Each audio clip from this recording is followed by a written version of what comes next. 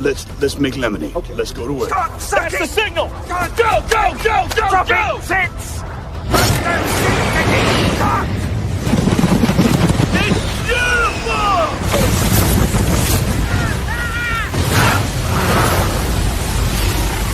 Mother Nature just pissed her pants, dude! Start your day with a jolt of energy and no-holds-barred opinions. This is The Rush, where Travis Justice and Ross Peterson bring you bold, unfiltered, and uncensored takes on sports, life, and everything in between.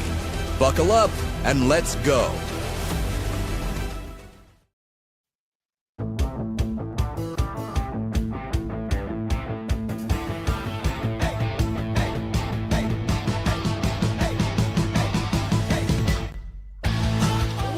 Going on, everybody? Welcome to the Rush Radio Show, powered by Willis Automotive. Happy Tuesday. We are so happy that you're with us this morning. If you're listening on the audio stream at therushradio.com and the Rush Radio Android app or the TuneIn app, thank you so much. Good morning, YouTubers. Good to have you along with us, tuning us in. Make sure to hit that subscribe button if you haven't done so already. Like this video, start leaving your comments, and of course, you can follow us on our social media channels, which include X, Facebook, and Instagram. Good morning, Ross Peterson.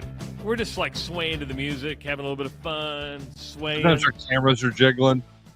How are you, bud? You know, I'm good. I'm live from the La Quinta Inn in Oxford, Mississippi. The good old La Quinta Inn. And if that says I'm cheap, you would be 100% correct. But it's actually a pretty nice hotel. Hell, it's one of the few. Don't get kicked out of the lobby area, whatever that is. You're going to be trash talking the hotel. They're going to go on and go, hey, by the way, you're rude. No. Here's what I like about the La Quinta, which I haven't experienced in some of the other hotels that I've stayed at. I'm actually in a meeting room. I went to him. I said, hey, I do a radio show every day, and traditionally I do it in the lobby of the hotel. And what happens is people who are having breakfast get really pissed off, and they'll come up over and say, tell me I'm rude. They'll come tell me I'm rude. And they go, you know what? We don't have any meetings next week. You are more than welcome to use this ballroom. Now, it's a small ballroom, but it's perfect for what we're doing. So I don't have to be, intrusive of people who are trying to have their powdered eggs and over-processed sausage. And I'm able to, freely get in here in the morning. They give you free access to their ballroom, and you still have the audacity. I wouldn't call it a ballroom. It has. You couldn't have a dance in here. You couldn't have a wedding reception in here. You can have a meeting for 40 people. I mean, I've been to some small weddings. Okay. 10 people weddings? Let's see. What's the smallest? No, not 10. Not 10, but 50. Yeah, probably too big for that. Yeah, that's a meeting room.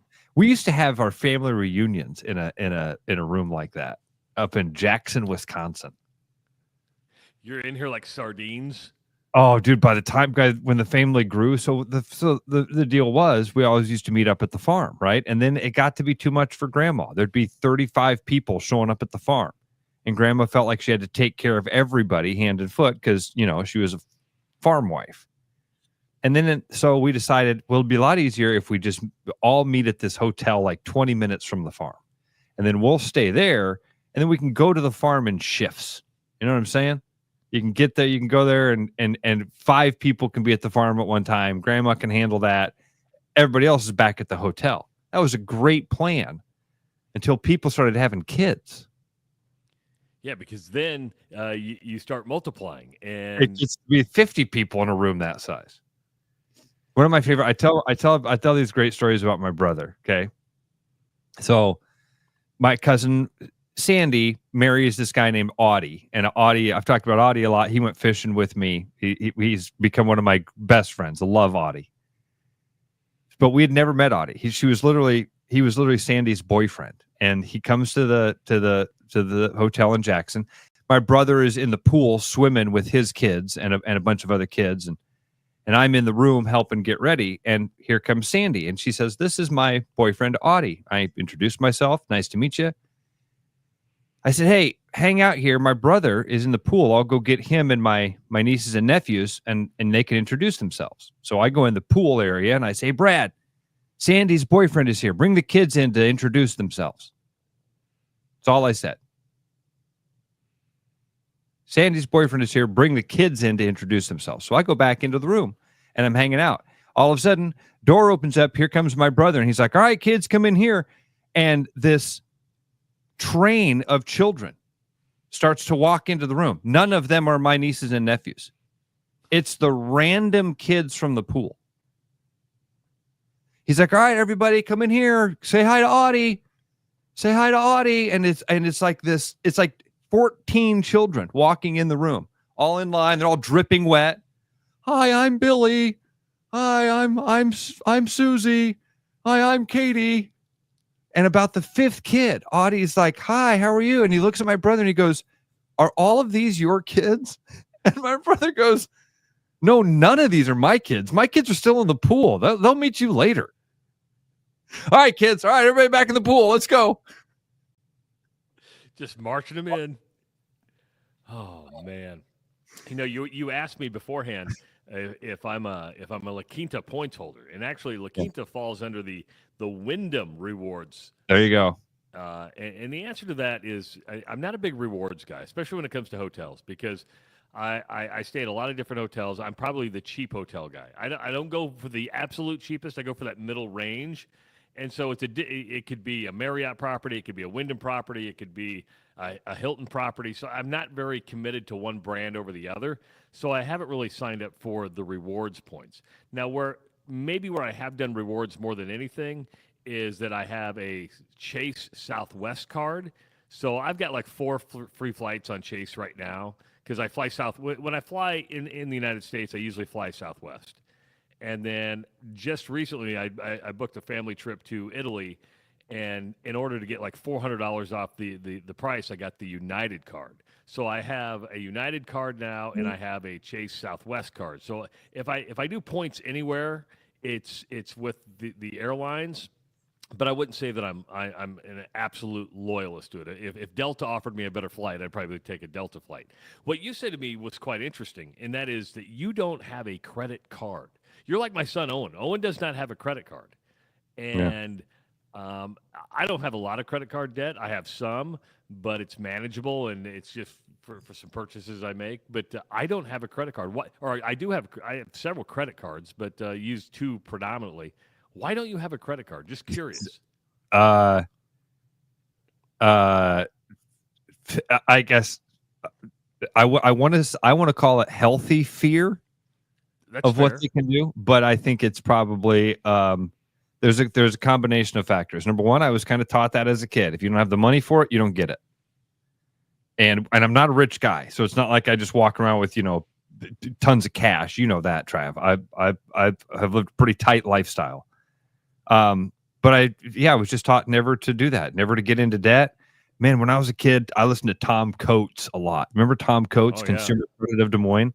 And Tom used to come in and chat with Jan Michelson, and he would talk a lot about the dangers of credit card and credit card debt. But his message was way different than because his message was about using credit wisely and using credit as a weapon. And I just never that was way over my head at the time. So there's the other compounding factor is I'm kind of financially illiterate.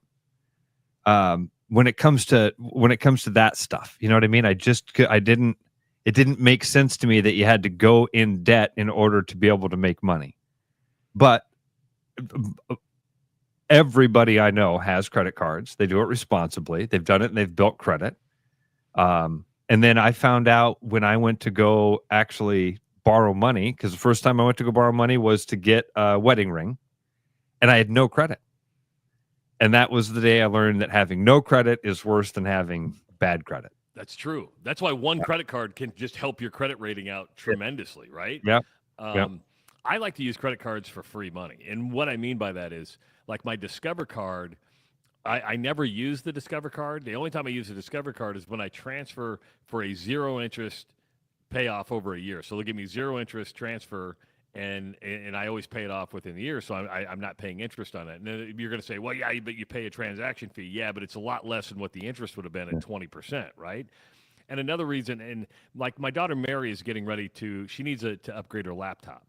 She goes, well, I'm going to get like this iMac Mini. And she goes, I'll just take like $500 out of my savings and put the rest on a credit card. I said, don't do that. I go, Apple gives you interest free for a year. If you think you can pay it off for a year, don't spend your cash. Go ahead and just finance the whole thing and get the thing paid off within a year at zero interest.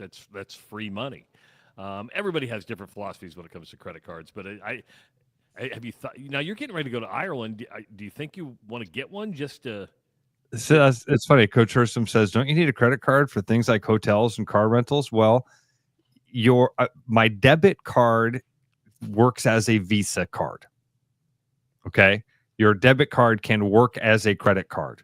So, at least that's the way I have it set up. So maybe I technically do have a credit card through my bank, but that's how I've always been able to do those things using the cash out of my mattress. To each his own. I have, everybody has different philosophies. I'm the last person to lecture somebody on money. I just do what works for me. If you do what works for you, that's all that really and again, matters. man, we all get there one step of the ladder at a time. You know what I mean? 100%. Hey, I had a little scare yesterday, man. I'm glad I have like those Google Home assistants. You know how you have like I have a Google Home, which our thermostat runs on there, and it kind of keeps track of sounds and stuff like that. Well, Anjanette and I were sitting here yesterday, and all of a sudden a little thing comes up. Smoke alarm goes off in the house. And it was on for a minute, and it shut off. And I go, that was weird. And she goes, well, maybe the dog was barking. I said, okay, maybe, I don't know why that would be a smoke alarm. Another 10 minutes goes by, smoke alarm goes off. And I'm like, hey, this isn't normal. I rarely get this. And so I said, Owen's staying at the house, but he's at work. So I said, hey, can you call our next door neighbor, just have him go look in the window to make sure that the house isn't burning down. And, of course, Alan goes over there, and he goes, well, the shades are shut. I was like, well, walk around back. That window's open. Couldn't see anything. So I called Lizzie, and I said, hey, can you just go over the house and see what's going on? If there's, because sometimes when the battery goes low on the smoke alarm, it's that beep, beep, beep. She walks in the house, and a massive smell of natural gas. And what had happened was the connection at our stove somehow like broke or got unsealed, and we had natural gas going throughout the house. So they called the gas company right away. The gas company surprisingly was there with like in 5 minutes. You called and said, hey, we got a leak in the house somewhere. And I thought for sure they're going to say, hey, it's in the house. It's not our responsibility because, we're responsible from the street to the house, and you got everything else covered. But the utility company showed up, found the gas leak. They capped it where the connection was, and now when I get back, I got to put a new gas line in for the stove. But I would have never known that if it was not for like one of those home assistants. Yeah. And I don't even know if that's what set it off. Maybe it was just the gods speaking. Hey, telling you somebody better come over to this house. Somebody better come over to this house. This thing's about to blow, dude. Wow. Yeah. The joys of owning the joys of home ownership, brother. Yeah. I have the exact same smoke detector, CO2 detector things though, and then but they go bad. They go, because I had one the other day. This was probably about a month ago or more. Middle of the day, sitting here, all of a sudden, one of them started beeping, and I went down and it's beeping. I think it was like 5 times, right? And so the other ones aren't beeping. It's just this one. There's like 3 of them in the house. There's one pretty close to this one. So I took it off and looked at it, and it said that the 5 beep. It says it gives you like the code. It says it's a smoke alarm. Well, there's no fire. You know what I'm saying? I'm like, well, this thing's not working. So I think I just shut it off and turned it back on. You know what I mean? Because those first alert ones are. So anyway, they go bad. 515-517-2303. Coach Hersom, welcome to the Rush Radio Show powered by Willis Automotive. What's going on, Coach? Not much, just on the credit card thing. You are correct. You can use a debit card for hotels. And I stay in a hotel a couple hundred nights a year, and most of them have a sign that says if you're using a debit card, there's going to be a hold put on this, which could like make money not available to you, if your account is such and such or whatever. I don't think you can rent a car without a credit card. They will not, because even though you do have a thing that says Visa on it, so does mine. I'm Community State Bank, but it says it's a Visa or MasterCard, whatever. But and you can run it as a debit or you can run it as a credit. You should always run it as a credit because it gives you an extra layer of protection. But if you try to rent a car, they will not take a debit card. See, now that you say that, Coach, have I ever rented a car? I don't know. Have you? I don't think so.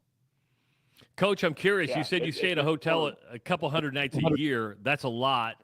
Are you loyal to one brand? Are you a Bonvoy guy? You're a rewards member, Coach.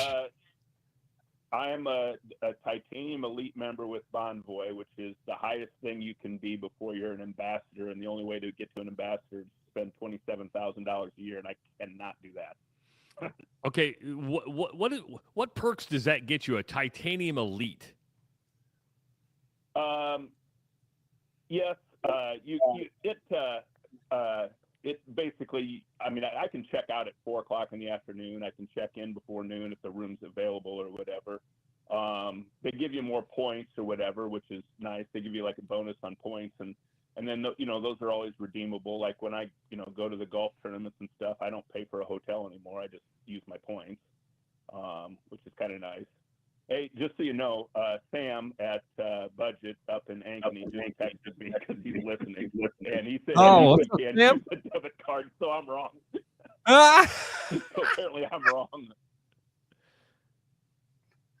Well, at least you found out here on the air. I love how quickly this works. That's awesome. That was awesome. Thanks, Coach, and thank you, Sam. Thanks, Sam, for correcting Coach Wisdom. Appreciate it. That's awesome. And that was correcting over the rent-a-car? Yeah, do you hear? Budget rent. His buddy Sam Budget up in Ankeny called and said, send him a text. He rents cars so often that the dude at Budget has his cell phone number, listens to the show, recognizes him, and sends him a text. Oh man, that was cool. That's cool. Was really, really cool. You know what I like about the United credit card I just got is that now there's a $120 fee per year to have this credit card, but I don't have to pay for check on luggage, so you automatically get your luggage checked free. So if you fly more than 3 times a year and you check on your luggage, that's $50 a bag. I get to board early, so I don't have to wait for my last row to get called, and so boarding, and I get 2 free passes to the United Club every year. So if I'm at a hotel or a airport a little bit longer than like 4 hours, you get to go into the United Club and you get to eat and drink, which is nice. Got that going for it. Which is nice. Now you're gonna rent a car in Ireland, right? We're gonna find out, aren't we? I don't know. Remember, I'm going with my buddy Patrick. I'm going to meet. So I believe we'll rent a car. Here's our plan in Ireland. I think I'm actually going to be doing the show from a radio station in Ireland. Wow. I'm working on the details of that. Okay. But we're gonna over the weekend. We're leaving on a Thursday. Going to spend Thursday night at Patrick's house. Friday, we're going to probably spend in a hotel. And then Saturday and Sunday, we're going to walk this Boyne Valley Camino. So we're going to hike Saturday and Sunday. And then on Monday, he wants to drive us. But Patrick lives on the eastern side of Ireland, and he wants to drive us around the southern tip to the western edge where his girlfriend lives. So that's kind of our plan. A very loose itinerary. Courtney's kids are convinced we're getting killed. You're not getting killed going to Ireland. Are they convinced you're going to get killed because you're walking? No, because we're going to hang out with some guy that I've known for a total of about 4 hours. Well, you've known him for a year now. Just you've maybe spent 4 hours total with him, but you've been texting him, you've been emailing him. Yeah. Have you FaceTimed him? No. You made that big of an impression where he says, come on over to Ireland. You can hang out with me. It'll be fine.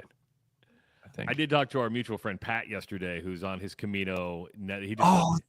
How are they doing? He it's a little different than what you guys went on because he started in Canterbury and in the UK, and then they took a ferry over to France.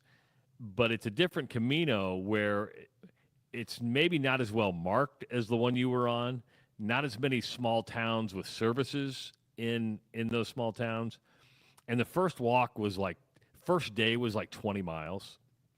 That's a hike. And Pat was like, I just texted him and said, how's it going? He goes, we probably should have structured this a little bit different, just because it's okay to walk that many miles late in the walk. Your first day, you're not quite ready for it.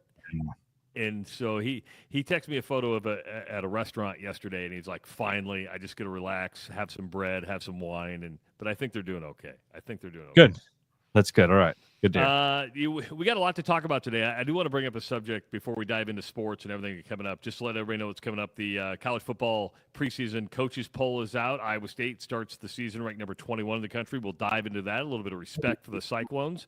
Also, Eric Peterson from the Iowa Speedway is going to join us at 7:30. Yesterday, we talked about the NASCAR race that Ross was at. And he happened to talk to a fan just standing, waiting at a concession stand, offered some suggestions for the track. And we're like, let's get Eric on and talk about maybe the postmortem of the race, what can get better, what they can improve. What reactions they're having from it, yeah. Yeah. So Eric Peterson's going to join us at 7:30 to give us kind of a postmortem, and we'll give him some suggestions on how to...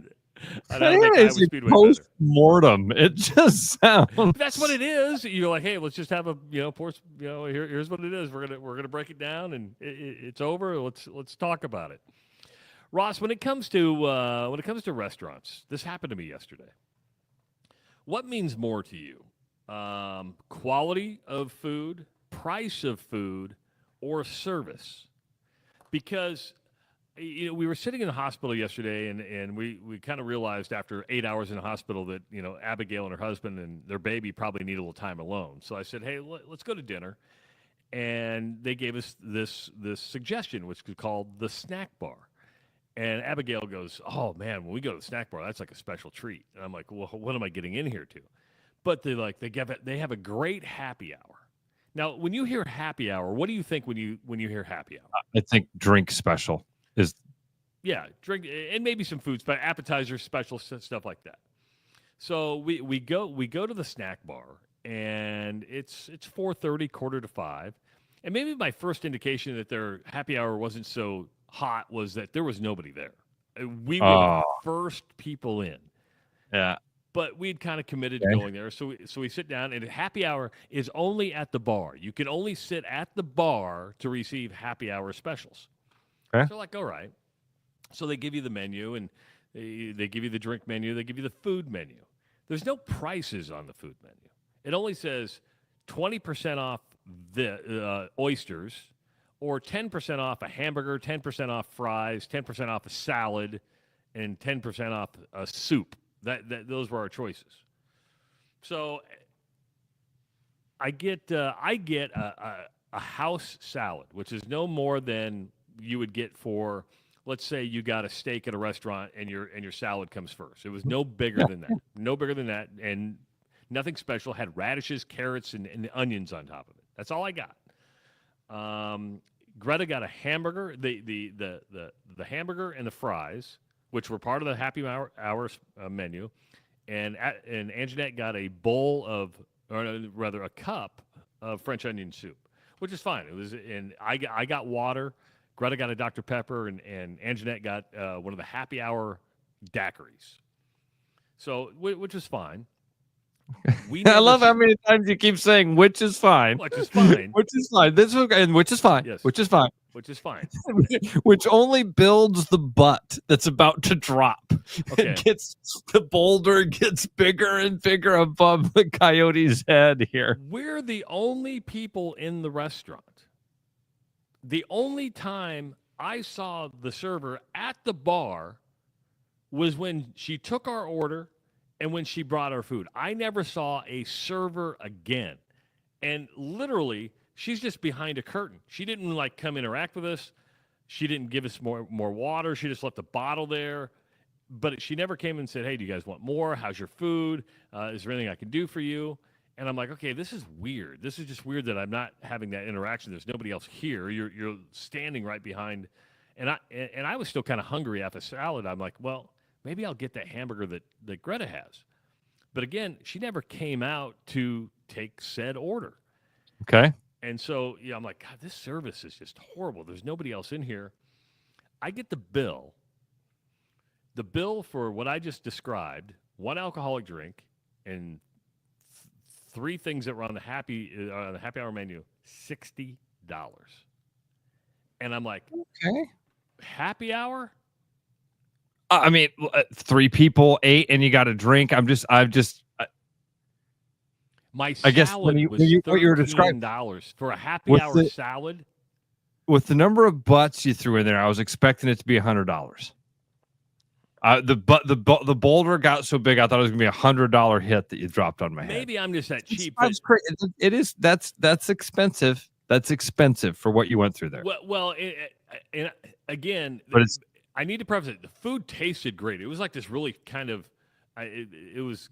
I would even say it was really good. But what leaves a bad taste in your mouth is the service, and that's why I was driving in going. We got done. I'm like, what means more to me, taste, price, or quality, or service? This is so funny. And service to me, I think, is the highest. Right, I would take a higher priced, medium quality meal with great service. That's funny. Mine goes quality, service, price. Okay, I will pay for. I love the quality is what I really want. I want a good meal. If I'm going to leave the house to go get something, I want it to be something where I take a bite and go, oh. My favorite thing is when I take a bite and it makes you dance. You're like, it's so good. That doesn't happen at home very often. But man, you go out and you get that experience at a restaurant. That's awesome. That's worth the price. We were talking about this service thing the other day, Trav. Okay. And then I actually listened to this podcast about this. And fascinating stuff in the podcast. I think it was a Freakonomics. Maybe it was a This American Life. But Courtney and I were having this conversation at the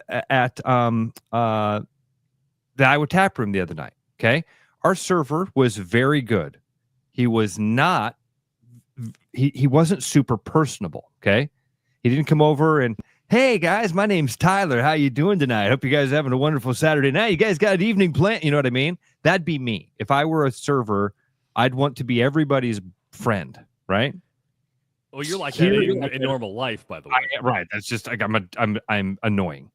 The podcast I listened to was servers talking about the science of being nice. Okay, being nice does not pay.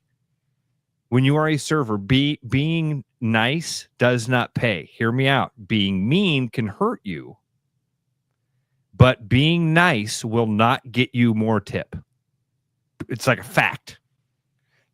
People that are good tippers are going to be good tippers almost no matter what. The variable of tippers is not very big. How you maximize that variable of tippers though is basically, Travis, this lady, the science says 2 smiles. One, when the person orders. When they finish their order, you smile and tell them that was a great choice. Okay? Then leave them alone. You stop by, you ask how dinner is, you make sure that they're filled up with water, but you don't even really interact with the person until you bring them the bill, and then you give them their second smile at that point to let them know, hey, really appreciated you guys being here.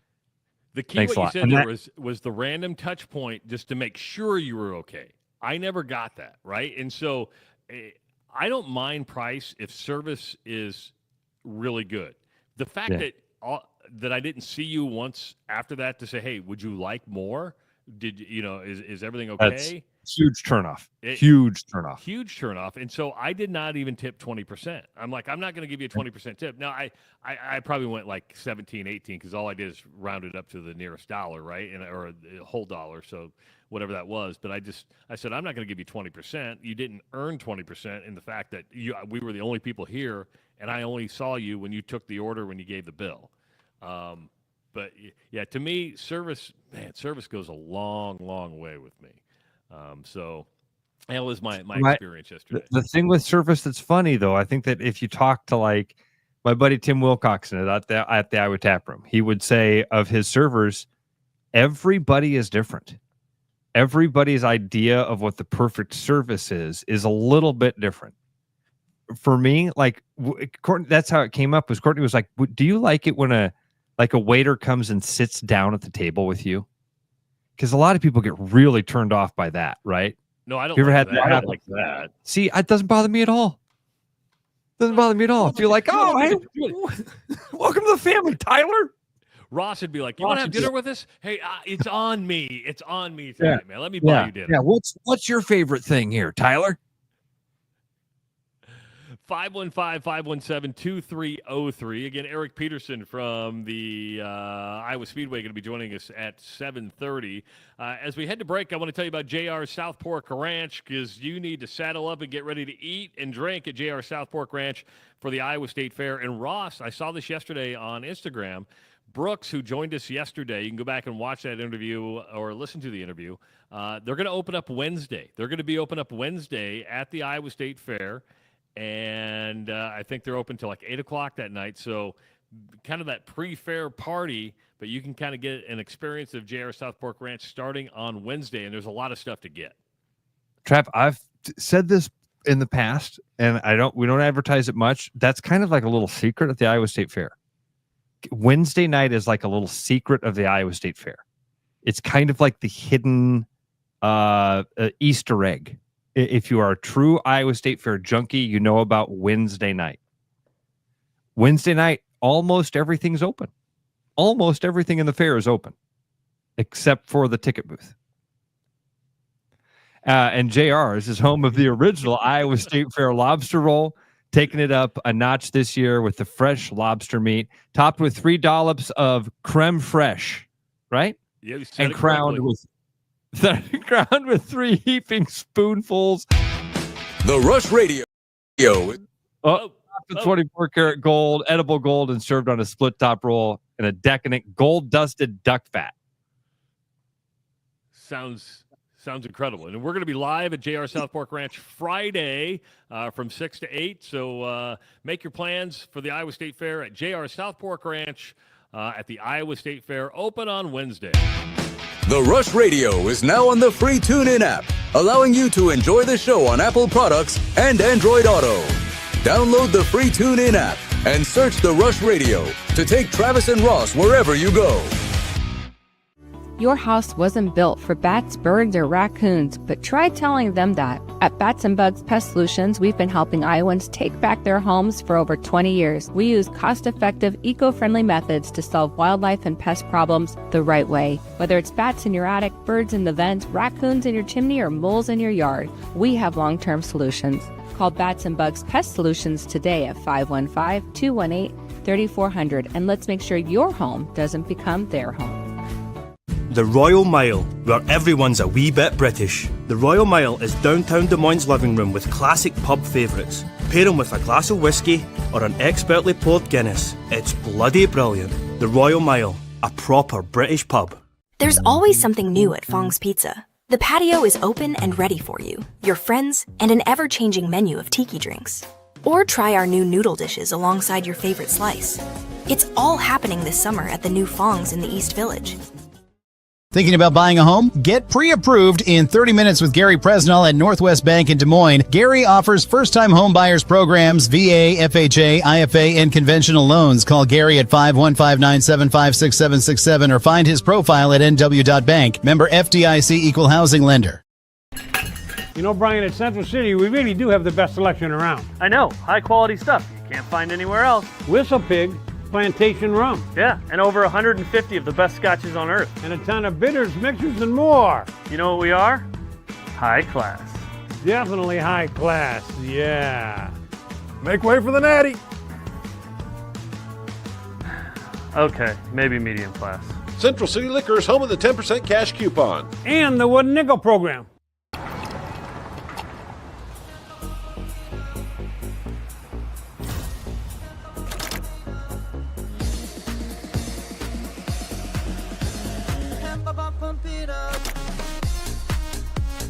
A fuel choice that even rivals can agree on?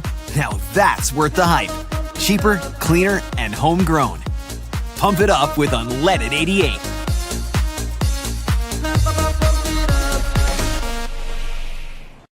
After Hawkeye football games this fall, Travis and Ross are right where they belong, with you taking your calls and giving unfiltered feedback. Right after Hawkeye football games, it's the Black and Gold Rush on therushladio.com, the TuneIn app, and on YouTube. The heat of summer is here. Have you had your vehicle safety inspected lately? With any service at Willis Chevy, we include a free multi-point inspection along with a video multi-point inspection. Our GM certified technicians will check your fluids, tires, suspension, brakes, and everything else underneath your vehicle. Come see us today for your inspection to make sure your vehicle is ready for that road trip or ready for the kids to go back to school. Schedule online today at willischevy.com. There's a new spin on casual dining near Drake University. Lucky Horse Beer and Burgers. Craveable faves, flatbreads, delicious burgers, frozen cocktails, and a crazy cool vibe. Get to Lucky Horse Beer and Burgers today.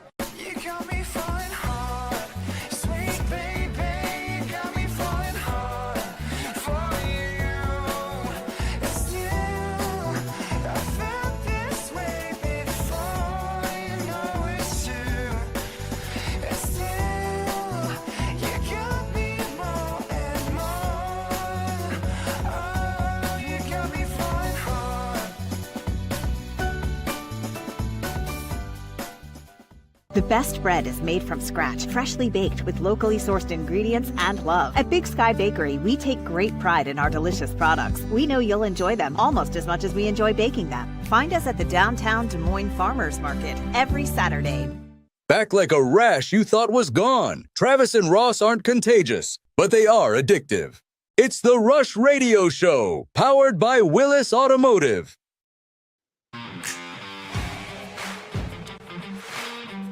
A fuel choice that's cheaper, greener, and homegrown. Now that's worth the hype. Pump it up with unleaded 88. Visit iowacorn.org for more information.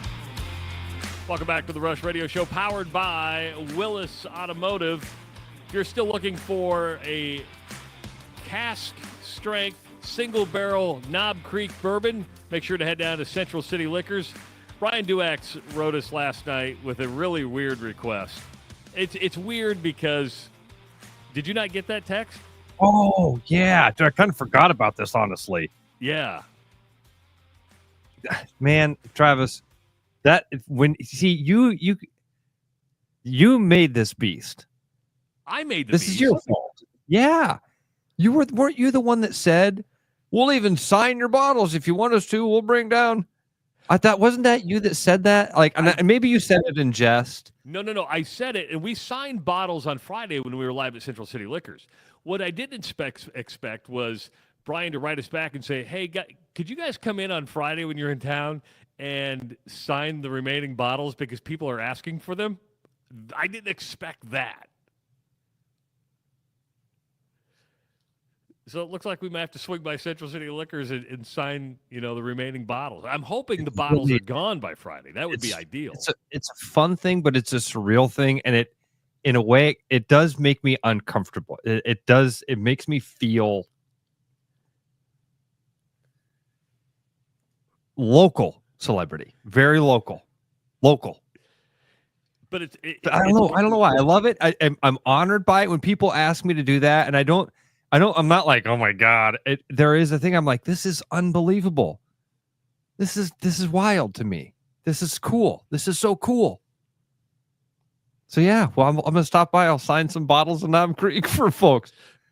It's pretty neat, man. Thank you guys all. Thanks for everybody that came out, and I got to hang out with Brian a little bit yesterday. We'll probably talk about what that was at some point here in the near future. I can probably talk about exactly what it was. Go ahead and talk about it, because he invited you on the air. Dude. So when we went through the Knob Creek bottle pick thing, it was a neat experience. We talked about that. We got this really cool display. We got these 3 different samples to choose from, and we got to pick 3 very distinct flavors. And we went with this high proof but really sweet profile that we have in this Knob Creek. And again, we just basically picked out of those 3. Yesterday, I got to go with Brian and his friend Scott. Simon from Simon's Restaurant was there as well, and we got to go through this Maker's Mark experience that was incredible, dude. So it was when we sat down, there were about 6 different little tasters of bourbon in front of us. And it started with just the base Maker's Mark whiskey. Here's what we start with. Now, when we add this wood to it, it tastes like this. When we add this wood to it, and then you went all the way around the different flavors of the different staves, the wood staves that they put in the barrels. And then you built your own.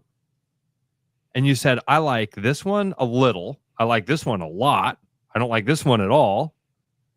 I like this. So then you kind of built like a flavor profile of 10 different pieces from these 5 different things. So I had like 5 of this one, 3 of this one, 0 of that one. See what I'm saying? So it's like a blend? You got to blend your own. And then we all sat down there and got to blend our own, try that blend, and then say, okay, that one had a little bit too much of this flavor in it. Can we pull that back and add this to it? It was super cool. Super, super cool. So do we got a Maker's Mark bottle coming shortly? We have a Maker's Mark bottle coming shortly. Damn. Dude, let me tell you how proud I was of myself. Okay. I put my list together, and it was the exact same list that the Todd father had put together. That made me feel really good. Because you're like, okay. It made me feel like I picked a stock, and they were like, oh, that's the same one Warren Buffett bought. You're like, yeah, I did it right. I did it right. I nailed it. Coming up a little bit later on the show, we're going to talk about the coaches poll that came out yesterday. Iowa State ranked number 21 in the country. But before we dive into that, Ross, I think it was 2 years ago, I purchased Peacock in order to watch Iowa Hawkeye football games and Big Ten events online, because the Big Ten had moved to Peacock, and they'd done that. I got the email today that Peacock is finally raising its prices. I kept going the last couple of years going, man, this has been the best deal around. $7.99 a month. That's affordable to me. They haven't raised their prices. They are going up from $7.99 to $10.99 a month. Now, again, you're talking 2 trips to Starbucks at the end of the day. But then I started adding up. Okay, I've got Netflix, I've got Amazon, I've got Apple, I've got Paramount, which is the CBS Sports, and I'm going, okay, is it still worth it to me to keep Peacock? Because the only time I watch Peacock are when the Hawks are on Peacock, and these increases are only going to continue over time. The more stuff is added, stuff is going to go up for the price of watching your team.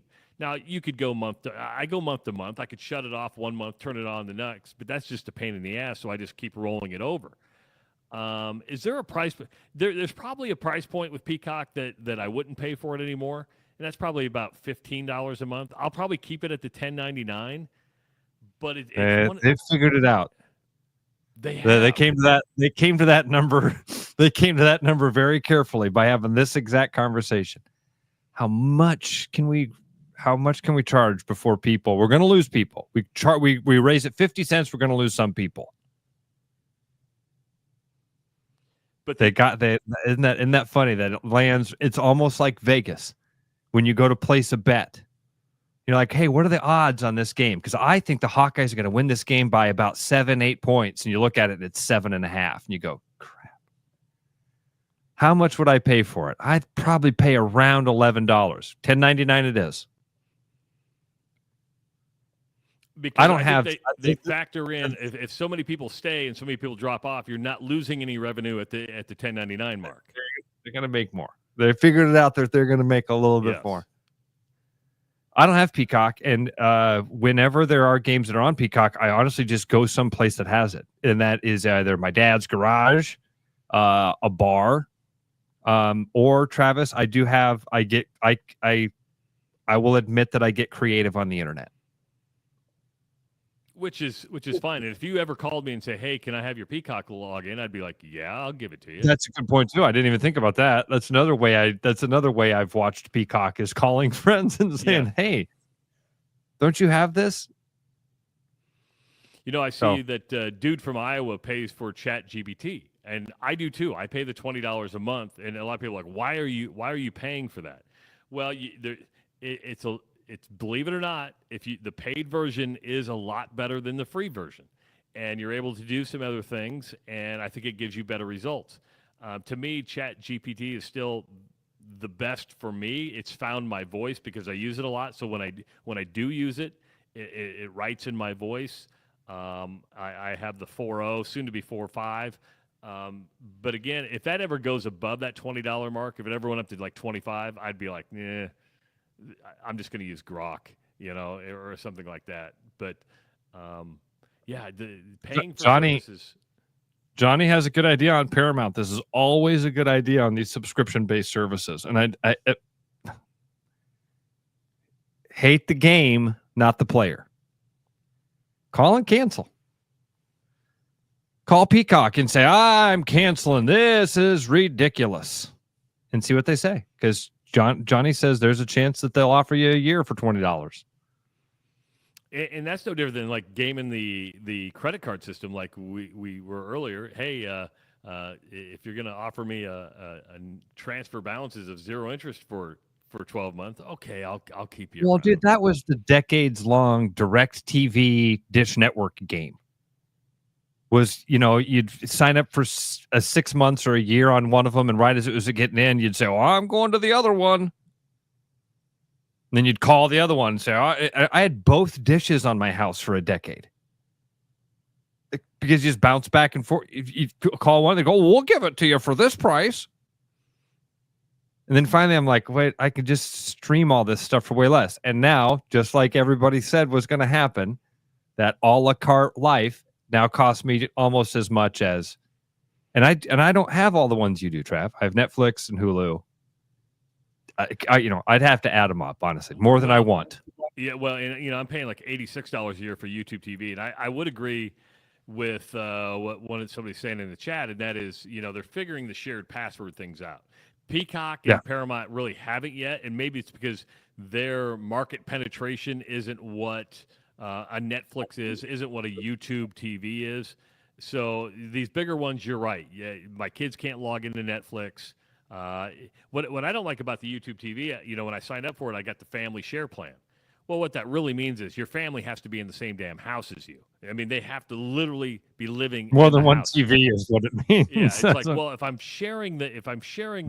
have the family share plan, why aren't they able to use it wherever they live? And they're like, no, it doesn't work that way. I like Buzz. SiriusXM, the annual negotiations. My wife actually enjoys that fight. See, some of them you just gotta have the right weapon for the right job. So if you watch Hawkeye football on Peacock, expect your rate to go up. Things get more expensive. Like they do. When you said that, I saw that on the rundown. Peacock subscription prices are going up. I honestly thought, Travis, you started with it was always $8 a month or $7 a month. That you were going to tell me it turned to $22 a month or something. Going up $3. Do you like it or not? It's palatable, right? And if they wait another 2 years and they smart, go to $13.99, smart squeeze. There you go. It's a smart squeeze. It's not that bad. Not that bad. For a long time we've talked about the NCAA basketball tournament and the possible expansion of the NCAA basketball tournament. They have decided this year not to expand the NCAA basketball tournament. So it will stay at 68 for 2026. And the main reason being that logistics was the problem, and that is, trying to figure out how to get, more games in a short amount of time. They're keeping it on the table for 2027, and there seems to be some split amongst coaches and amongst people of, hey, it's fine where it's at. And Bill Self and Sean Miller at Texas have said, well, expansion wouldn't be a bad thing, get more quality teams in. I think what they're saying is get more Big 12 teams, get more SEC teams, get more Big 10 teams in. I think Ross and I don't. You tell me if I'm speaking wrong for you or not. Said if you're going to expand it, give opportunities to the teams who probably deserve it, and that's another Valley team or some of these mid-majors that are left out because they got upset in their conference tournament. That's where I think expansion would help the NCAA tournament, not more Power 4 schools or Power 5 schools. There's so many funny things in this headline, man. They're like, and I know that my cynical brain probably gets annoying to some people, but just hear me out from like, it's just so funny how this headline assumes so many things. Like, this is happening, guys. This is happening. Nobody wants it. Nobody's fighting for it. Very, very, very few people are actually saying, man, you know what this tournament needs is more teams. Because we all understand that what they're really saying is exactly what you just said, Travis. Man, if we could just get those bottom feeder SEC and Big Ten teams in, that'd be a little more money for us. They're not saying, let's give these Missouri Valley teams a shot, guys. Come on. Come on, everybody. Let's give the little guy a shot. That's not what's happening here. We all know it. So they floated this balloon a couple months ago. Hey, what do you guys think about expanding that NCAA tournament? And everybody said, no. What's the headline today? The headline today is not expansion of NCAA tournament talk is dead. Expansion of NCAA tournament talk was silly. You know, reviewing the preposterous idea of no. The headline is they've decided not to do it this year. Why? What was the reason you said, Trav? Logistics. Not pushback, not lack of support, not everybody saw through the ruse and realizes that this is just us trying to grab more cash from the little guys and force them out even more. None of that. Logistics. We didn't have time to figure it all out. We got to get a city with hotels that'll pay us and we got to make money here, guys. We got to make money before we make more money. And it's not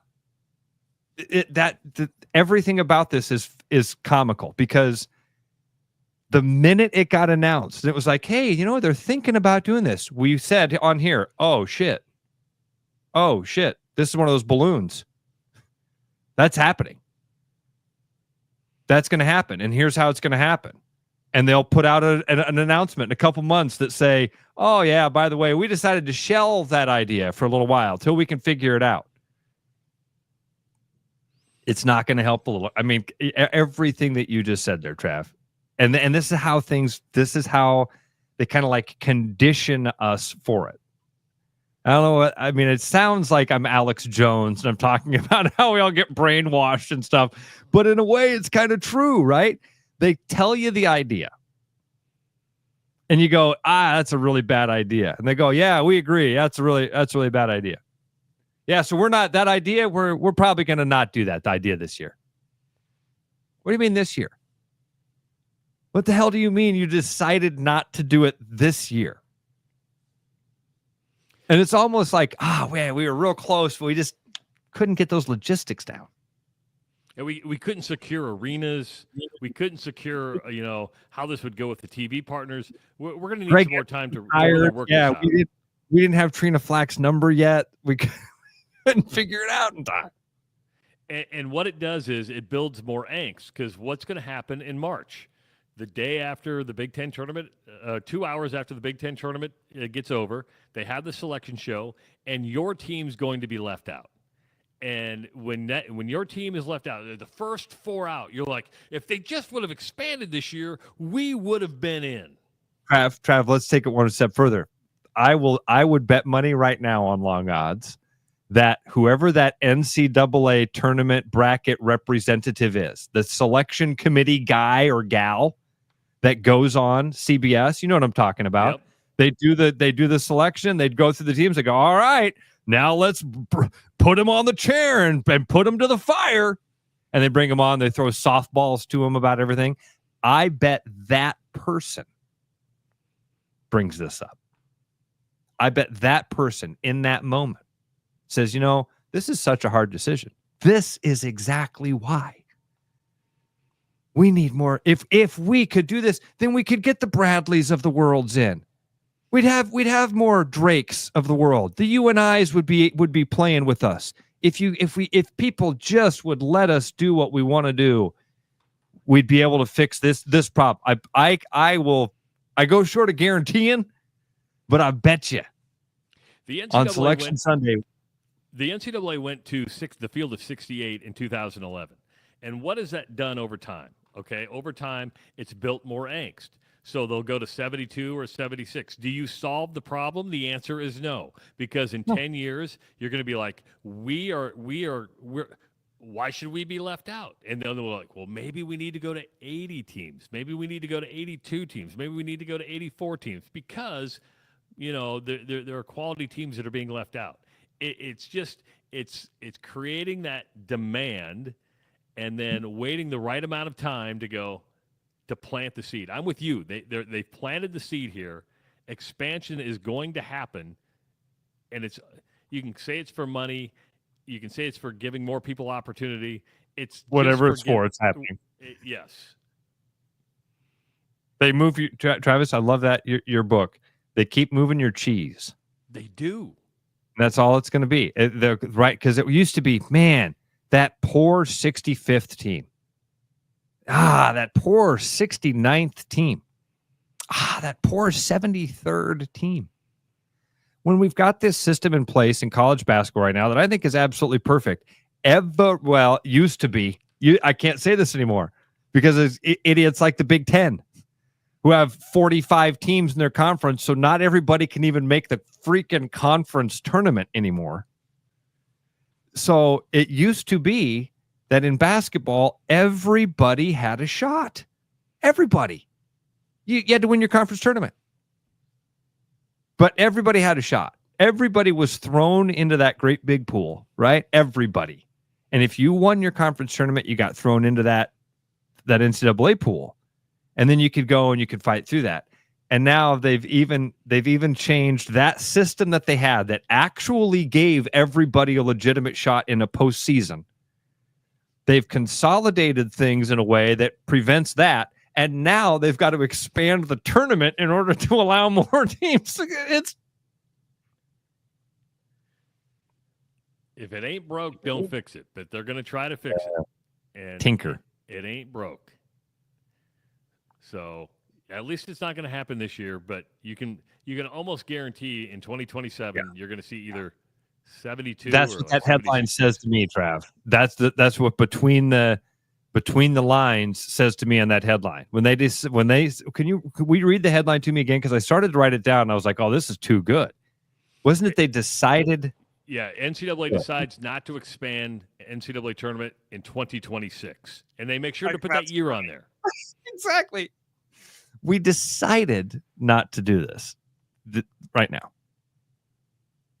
What does that mean?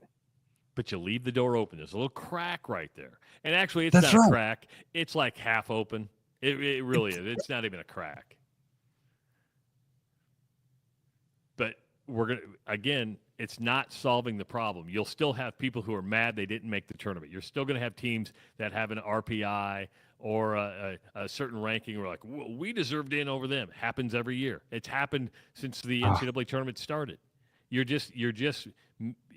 think you're solving the problem when you're just going to make it even bigger than what it really is. 515-517-2303. That's the number to call if you want to chime in with us. When we come back, we're going to talk college football. As the first college football poll of the season is out. Yes, these are made for just talking points, but unless your team's in it, man, they're so stupid until you see your team. That's right. It is the Rush Radio Show, powered by Willis Automotive.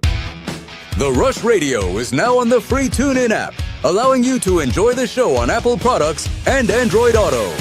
Download the free TuneIn app and search The Rush Radio to take Travis and Ross wherever you go.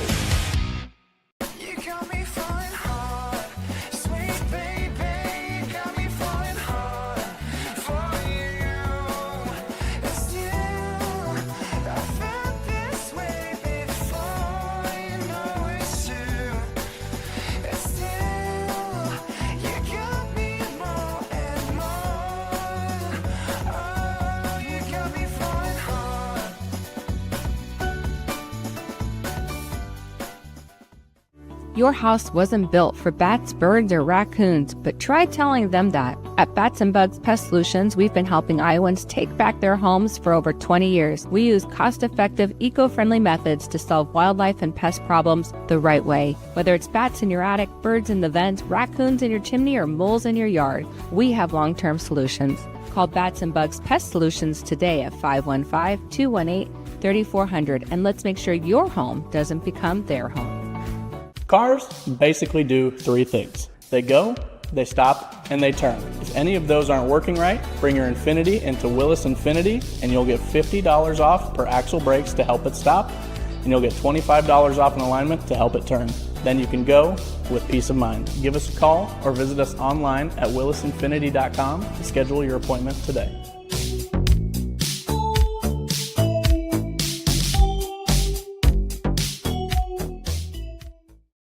After Hawkeye football games this fall, Travis and Ross are right where they belong, with you taking your calls and giving unfiltered feedback. Right after Hawkeye football games, it's the Black and Gold Rush on the rushradio.com, the TuneIn app, and on YouTube.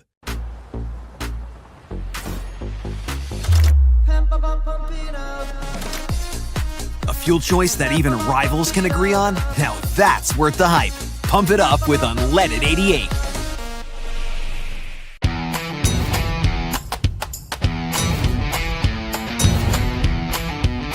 The largest selection of German beer in the world? You'll find it at the Hessen House. From Doppelbocks to Oktoberfest to Hefeweizens and Dunkels, there's no passport needed for the deliciously different beer and food at the Hessen House.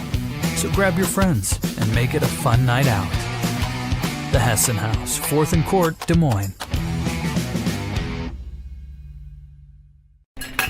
You know, Brian, at Central City, we really do have the best selection around. I know, high quality stuff you can't find anywhere else. Whistle Pig Plantation Rum. Yeah, and over 150 of the best scotches on earth. And a ton of bitters, mixers, and more. You know what we are? High class. Definitely high class, yeah. Make way for the natty. Okay, maybe medium class. Central City Liquor is home of the 10% cash coupon. And the Wooden Nickel program. Back like a rash you thought was gone. Travis and Ross aren't contagious, but they are addictive. It's the Rush Radio Show, powered by Willis Automotive.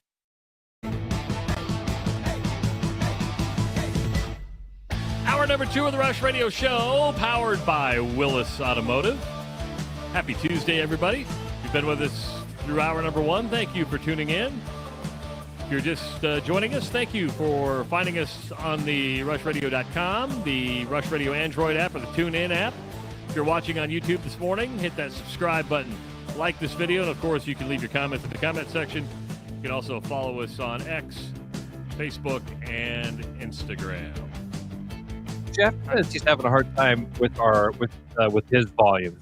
And is there any of the folks out there in the comment section that can help Jeff out? Is that because it looks right to us. My levels are looking good on our little meter thing that we have to look at. So I feel like every now and again, some of the platforms, some of the folks are like, man, I get this thing, this thing happens and the audio gets a little funky. Full transparency. YouTube is the worst audio. And because I will tell you that the app and the rushradio.com is the best audio you can get. And it's because it's going through two different platforms. One is compressed, one is going through, and StreamYard, which we use for our YouTube, is not the best audio in the world. So we share 2 audio platforms. That's the way we're able to stream on. And so one's going to be different. I've said this all along. The best audio is going to be the live stream. If you like looking at our ugly mugs, YouTube is what it is. But we're glad you're tuning in. We're glad you're taking the time to at least watch and listen. But full transparency, there are 2 different feeds, and one's better than the other when it comes to audio, just to let you know. Ross, the first college football preseason poll is out. It's the coaches poll. It's probably the one time during the year maybe the coaches actually take time to spend a little time and cast their votes. It's a sign of respect for Iowa State. And that is Iowa State will start the season ranked number 21 in the country. And some Cyclone fans might think their rank should be ranked higher than that. But I guarantee you'd be a lot more mad if Iowa State wasn't ranked in the top 25 as like Iowa is. Iowa was ranked by the USA Today as one of the top 5 snubs in the preseason poll. Because I don't necessarily agree with that. I'm not upset that Iowa's not in the poll because there's still a lot to prove. Mark Gronowski's an unproven quarterback at this level. So until you're able to prove that, I'm not going to get all upset about a preseason poll. What I do like about this poll is that it sets up a really fun showdown. It was going to be fun anyway for Farmageddon in Ireland, in that Iowa State is ranked number 21 and Kansas State is ranked number 20. So do you take much stock in these preseason polls? How do you look at them? Several things you just unleveled on me. Let's start with the end there. How much Kansas State being 21 and Iowa State being 21, Kansas State being 20, that does make that for a really fun matchup in Iowa. And we're going to get a top 25 matchup in week 0. It is a sign of respect for Iowa State. That's a very cool thing. And I wasn't just being a smartass when I said these things are really stupid until your team is there. I mean that. Like when you see your team, that it lights the juices, man. You go, yes, football's coming and my team's going to be good. And people that aren't wearing my colors think that my team is going to be good and are paying attention to how good we are. This is freaking awesome. That's great. And I think as a Hawkeye fan, I look at it as good. I'm glad the Hawkeyes aren't ranked. Let's lower those expectations. Let's sneak up on some folks this year. And by the way, you do have to prove it. You do have to prove it. You got to prove it on both sides of the ball this year. And so let's just go do that. I think that I love the coaches. I love the players. I'm excited about football season coming up. It doesn't bother me at all that the Hawkeyes are not in the top 25. And I do think that it's really neat when your team is there. So I think that's fair to have both those things. Now, back to the very first thing that you said, though. When you said this is the one time of the year the coaches are actually paying attention and doing, no, they're not. Not a single coach did this. Not a single coach took a second to look away from his own team that he gets paid millions of dollars to get ready to win football games, to analyze other rosters, to think about to go look at Matt Campbell did not go look at Texas to see how good, if they should be the number 1 team or who. No. And so I this is one of the things I wish we'd just stop calling this the coach's poll anyway. I mean, I know that we call it that. Everybody kind of accepts the idea that it's turned in for them. But even this idea of like, well, at least this first one, they're paying it bullshit. Come on. You don't believe that. Well, I think all coaches do? No, but do I think some probably take the time? Yeah. Yeah, you seriously do? And it depends on when when they filled it out. If they were asked to fill it out around media days, maybe they did take the time. If they did it last week, no, because you're getting ready for practice. So I don't know when they actually took the time to fill these out. Do I think every coach did? No. Do I think every single coach did not? I don't. But again, because I think some probably do enjoy it, but believe it or not. But yeah, I mean, these polls are more for talking points leading up to the season. I mean, that's what they're built for. Yeah, yes. and they do make it fun for us. And again, when your team is in that reflection, you look at it and go, "That's cool. I like seeing my team there. I like seeing Iowa. I like seeing Iowa State. I like seeing whatever your team is, Nebraska, Ohio State, and seeing where the rest of the nation thinks they're going to be." Again, same thing I get, Travis, when the Vegas lines come out and the Hawkeyes are favored. I have this thing where I go, other people think the Hawks are going to win. Other people who aren't just seeing the world through black and gold glasses see that.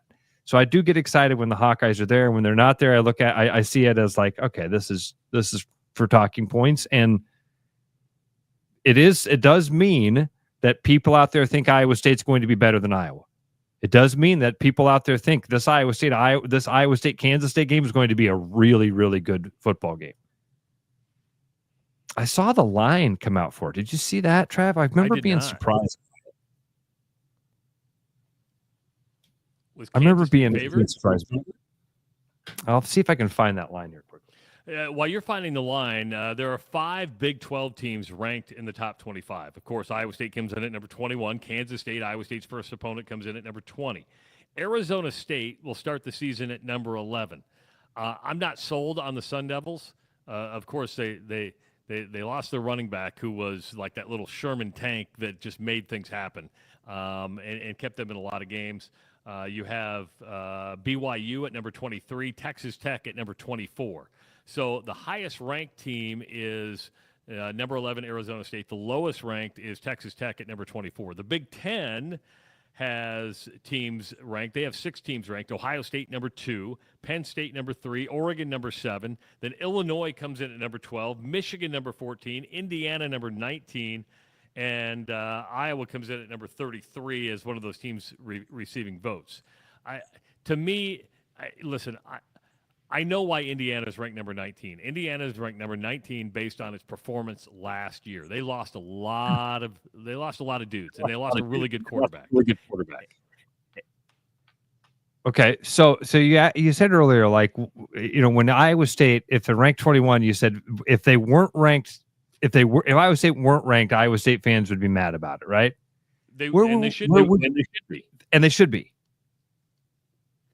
What about Indiana? Where should they be ranked, and where would obviously, I think their fans are probably even looking at, what'd you say they are, 19? 19. I think their fans are probably even looking at 19 and going, this is crap. We should be a top 10 team. Because they're fans. Where do you think they should have been, though? I feel like 19's, again, dude,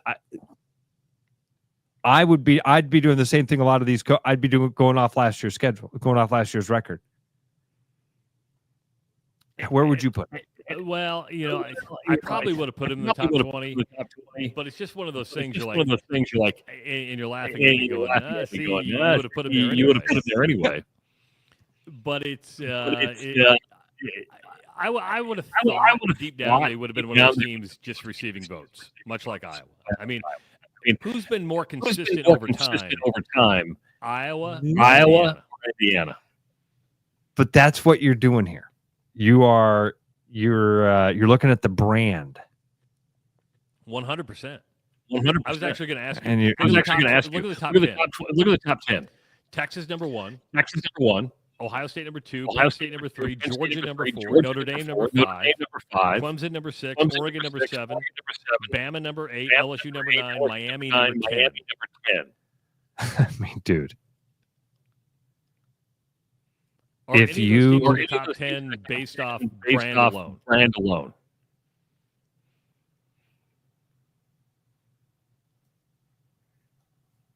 Any of those based no. Are any of them based off of brand alone? No. What is people are saying? We haven't changed anything. This is very strange. A lot of people everybody is saying now. Yeah, there's an echo that's for some reason it's just popped up. I'm actually hearing it. It just happened. We haven't really touched anything. You hear it? Yeah. It's just Travis's mic. So just shut up for a while. Let me I can do that. I can do that. I'm joking. Well, that's very odd, man. I wish I don't know. Again, we didn't touch any buttons, so this just goes to show it's not our fault, guys. It's technology. See, it's just technology. Can't blame us. Man, that's very odd. So, okay, Trav, are any of those based on brand alone? The answer is no. They're not brand alone. There might be some teams in the top 25 if we looked further down that are on brand alone. I think that those teams are top 10 teams based on the skill of those rosters that are there. So I don't think that it's brand alone for any of them at all. It is shocking when you put those teams together. I mean, like if you and I were to sit down and say, name the top 20 brands in college football those 10 would be on there. Most definitely. Yeah. So it's not on brand alone, on skill of roster and all that other stuff too. But brand's a big part of it.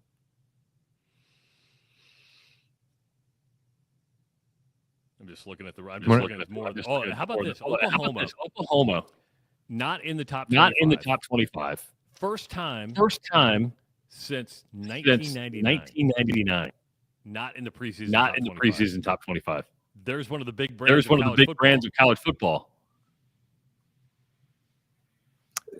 So again, it's not brand alone, right? Because that there's an indication of that. So I think that it's got to be a mix of the things. So, man, I apologize for all of the technical issues. I see a lot of folks weighing in on this. I don't know what we've done here, Trav. I'm just going to keep going. Okay, I like it. It's really weird because it didn't happen hour number one. And then it just John wrote in and said same thing happened to it yesterday at some point, but we didn't see that. So, hey, did you see they made an arrest in the WNBA dildo story? And how fitting that his name is Delbert. Oh, I didn't see his name. Yes, his name is Delbert Carver. Delbert Carver has been arrested. He threw a dildo, a green dildo to be specific, onto the court in Atlanta. What do you think he's charged with, Ross? Disorderly conduct. That is one of the charges. Okay. Public indecency. What? That's what I thought. Public indecency and indecent exposure.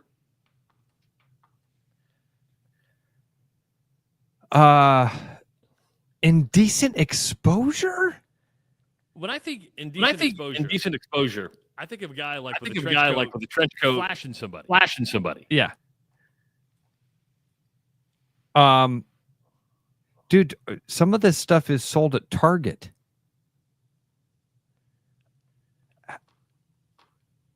How's that indecent exposure? What was the second thing you said? Well, he's charged with three things. Public indecency, indecent exposure, disorderly conduct, and criminal trespass.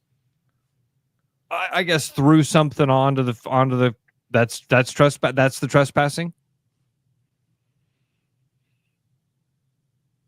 Indecent exposure.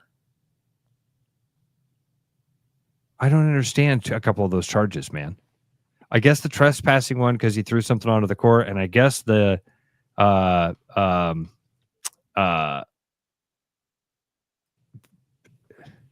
public disorderly conduct. I get trespassing. I can understand. The other two, I guess, throw the book at him. To me, throw the one of those things where we've got to arrest him for something. We've got to charge him with something. Let's just throw these out there and see what sticks. That's all I can think of. And I think that sometimes they do that. I don't think that's an all the time deal, but I love there's I can't get past the funny of throw the book at him. No, the big question is, Target has dildos? You didn't know Target has like sex toys now? No. Dude, they have swear to God, they have like an aisle and you're walking through the healthcare. It's like toothpaste, shampoo, KY. You're like, well, and then that's not, and you're like, oh, Ross, that's not the same thing. No, look around. I'm not kidding you. There's hand to God.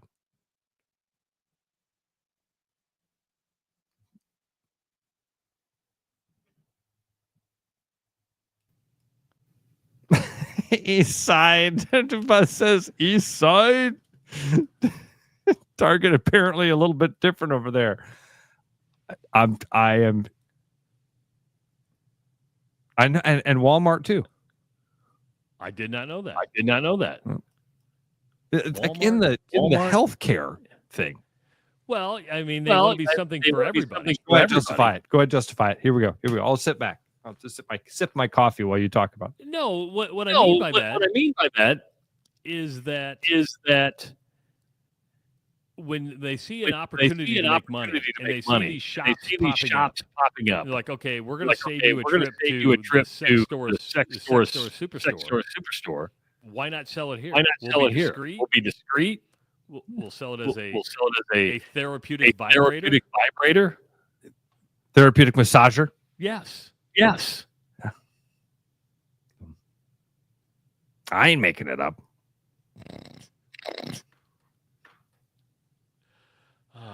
I just thought it was funny. That his name was Delbert. Delbert. This is why I don't like my middle name, because I know that there are some names that you just get made fun of. There are some names that just sound like you're a nerd. Delbert's one of them. You ever heard some dude like, man, when I was in college, we used to go to this frat and party with this dude. He was a legend. His name was Delbert.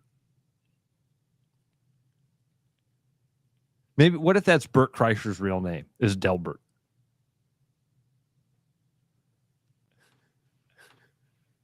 Is that... I never thought about that. Guys that are named Bert, is their real name Delbert? Ooh, that's a good question.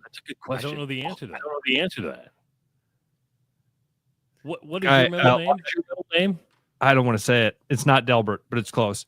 A lot of folks, by the way, saying go to the app, the TuneIn app. The audio is great there. And again, we have a couple of different audio sources that go out. So when one of them is not working, it's very hard for us to be able to troubleshoot what is what.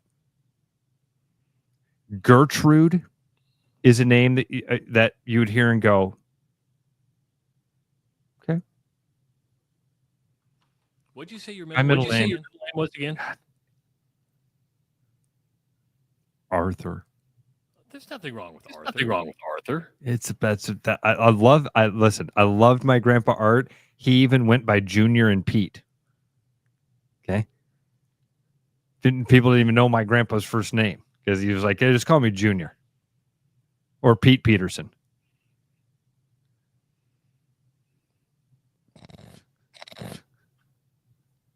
Albert. Okay. Thanks, Charlie. That makes a lot more sense. That most people named Bert are just named Albert. That makes a lot more sense.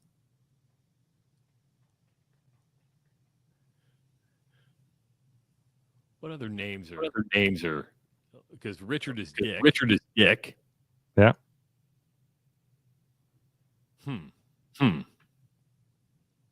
You know another name that's you can't use anymore. What's that? Richard's probably one that goes by the wayside. Adolf. Oh. Done. Like is Dolph Pulliam's name Adolf? I don't know. I thought it was Dolphin. And that's fair. Let's look up Dolph. See what it says.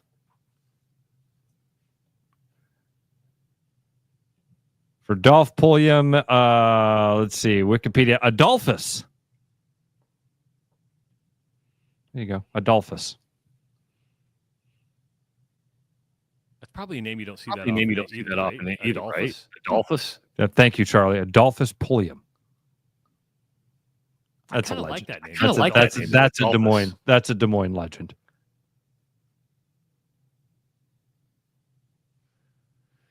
Oh, what else have we? Coming up shortly, we're going to have Eric Peterson from the Iowa Speedway joining us. Give us kind of a breakdown of the NASCAR race that took place, and talk about some of the improvements that Ross had one-on-one interactions. So you're able to kind of ask, "Can we do this? What are your thoughts about that?" So Eric Peterson joining us at 7:30.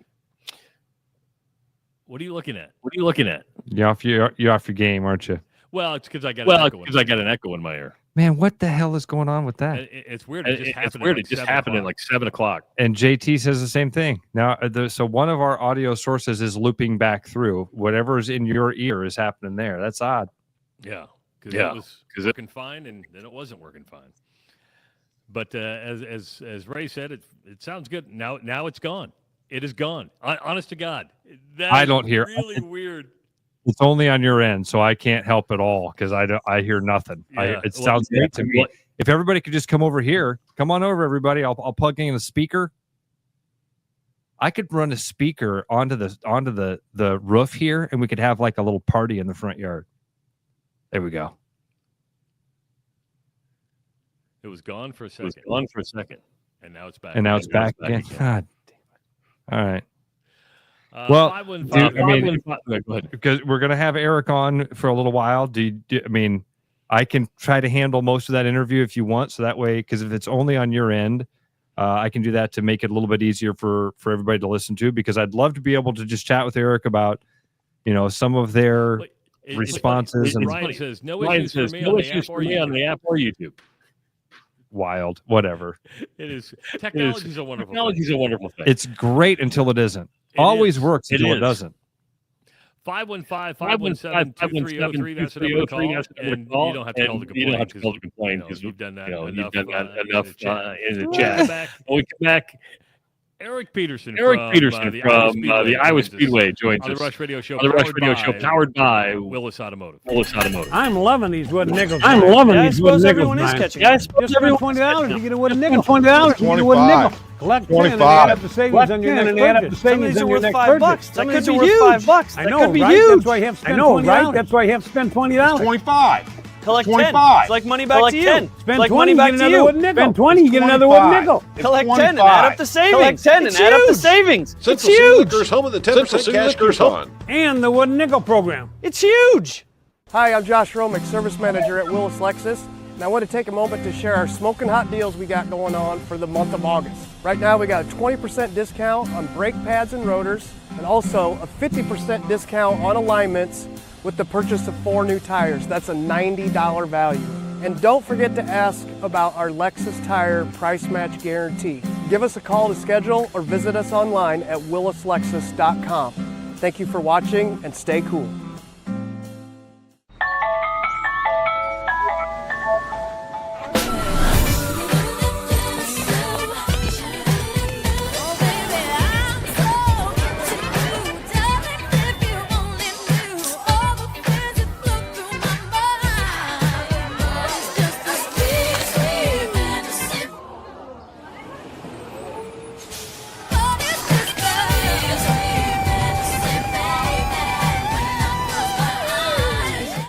After Hawkeye football games this fall, Travis and Ross are right where they belong, with you, taking your calls and giving unfiltered feedback. Right after Hawkeye football games, it's the Black and Gold Rush on the RushRadio.com, the TuneIn app, and on YouTube. Missing a quality home-cooked meal? You know, the kind Mom used to make? Lucky for you, we found her recipe book. Welcome to the High Life. Welcome to the Champagne of Bars. Every business has priorities, and Priority One Heating and Cooling is no different. As a service provider, we prioritize quality air conditioners and furnaces that will keep your home at your comfort level year-round. As a small business, we prioritize doing things the right way and treating people fairly. As a truly local business, we prioritize our community. As a veteran-owned business, we prioritize duty and commitment. For big business service with local value, trust your home to the place where you are always Priority One. Hey, it's Marion over at Land Rover of Des Moines. With all those summer miles and any last-minute road trips you have before school starts, come on down and get an alignment for $179.95 and $25 off an oil change. Give us a call or schedule online at LandRoverDesMoines.com. Rush, strong opinions, weak filters, and just enough sense to stay on the air. It's the Rush Radio Show, powered by Willis Automotive. You know, in Iowa, we grow corn, but the truth is corn grows Iowa. Corn grows feed for the livestock, food for our families, and clean-burning fuel for your drive to the game Drive clean with unleaded 88 and support Iowa corn farmers. Go to iowacorn.org to pump it up with unleaded 88. Welcome back to the Rush Radio Show, powered by Willis Automotive. I'm Travis Justice. He's Ross Peterson. Of course, the Iowa Corn 350. Huge success at the Iowa Speedway. And joining us now on the Rush Radio Show, powered by Willis Automotive, and he's not in a sport coat today, Eric Peterson from the Iowa Speedway. Welcome, sir. Thanks for coming back. Yeah, appreciate you having me on. Still a collared shirt, so the best dressed one in the group still. How's the so Travis keeps saying we're going to talk to you post-mortem. I feel like that's the wrong words for this. How are you feeling in the wake of a successful weekend? We're good. I mean, obviously a little bit tired and worn out, but that's a good thing because we had a really, really successful weekend here at the racetrack. You saw a packed house on Friday, Saturday, and certainly on Sunday. So the whole team and really I feel the whole industry is feeling good coming out of Iowa Speedway. Good. All right. So we had said beforehand it was going to be like a wedding, right? And things were going to fly by. Everybody remembers these flashpoints from those big days. What are the flashpoints that you remember from the weekend? What are the highlights that you and your team talked about Monday morning or yesterday throughout the day?